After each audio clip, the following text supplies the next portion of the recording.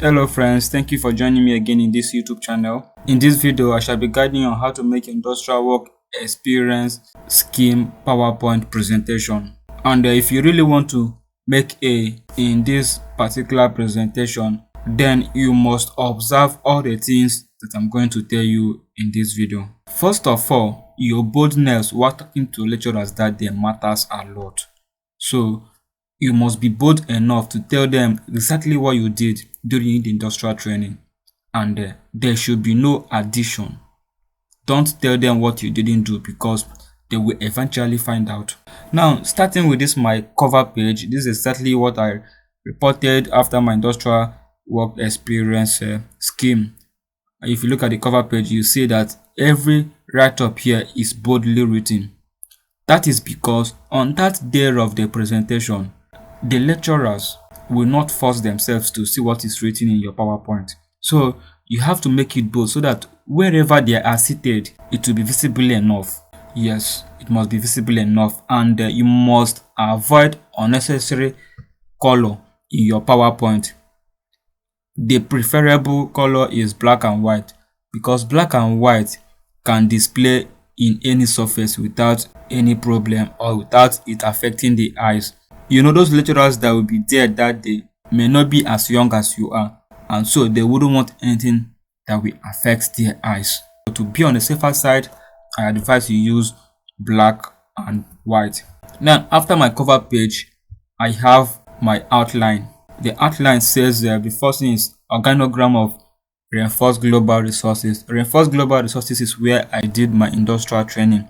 Then we have background of establishment. Some persons may decide to have brief history of SIWES before every other thing, but then those things doesn't really matter because even that day you're not going to say anything about all this organogram or brief history of SIWES. You just go straight to the point. And don't forget, time management matters a lot as it will contribute to the grade you are going to make at the end of the day. For example, if you are expected to talk for 10 minutes, make sure you don't exceed 10 minutes. You must say everything that you want to say within the 10 minutes range. That is time management for you. Also, don't rush too much. They must understand what you are saying very clearly so that they can grade you. And whatever you are going to say must be something that is related to your field of study. Use those terminologies that those lecturers like using in the class for you. Use them, play with them, play around with them so that they will know that you actually know what you're doing. So this is the organogram of where I worked. This is the background of establishment. We have different work sessions. So for those of you in civil engineering or those who undertook this training in a road construction company, you actually need this. This earthwork, I told them what earthwork is. I defined it, I explained it very well to them. In fact, I used my PC to draft this image. I didn't copy this anywhere. If you look beneath it, you see that I actually customized it. So I did this myself. You too, you can do better. Then after this, I went straight to pavement. What we refer to as pavement here is just the surfacing, where we use the Portland cement concrete. So I explained step by step how it was done in the site. You start by watering the surface. After watering the surface, you set your panel, and then you batch the concrete from the batching plant, take it to the site. You do your blinding. After your blinding, you lay your BRC mesh, then do your casting. You're probably going to agitate the concrete using the concrete vibrator, also known as the poker. All those things, narrate them in order. Tell them why it is done, and after that, I have my joints in real gauge pavement. And here I told them all the joints that I was exposed to during my training.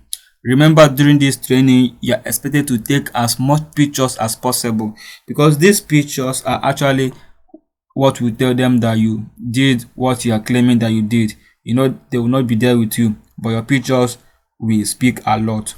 If you look at this picture, you see that I actually appear in the picture, though it's not very clear. So take pictures you appear in so that it will help you in preparing your PowerPoint.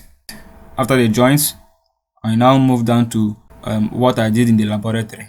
If you look at the pictures, you see that I actually appeared in almost all of them. Lest I forget, whatever statement you are going to make that day should appear in past tense. Don't forget that, because you are reporting what you did in the past. So it should appear in past tense. We did this. My supervisor and I did this. We engaged in this. So don't make the mistake of using a present tense, because it's what you did in the past. This is one of the things that you're going to be judged on. So if you're able to observe all this, I don't really think you have any reason not to make A in your IT. And before we end this video, let me also quickly remind you that all this your write-up must appear in font size not less than 20, so that wherever they are seated, it will be visible to them. It's very important.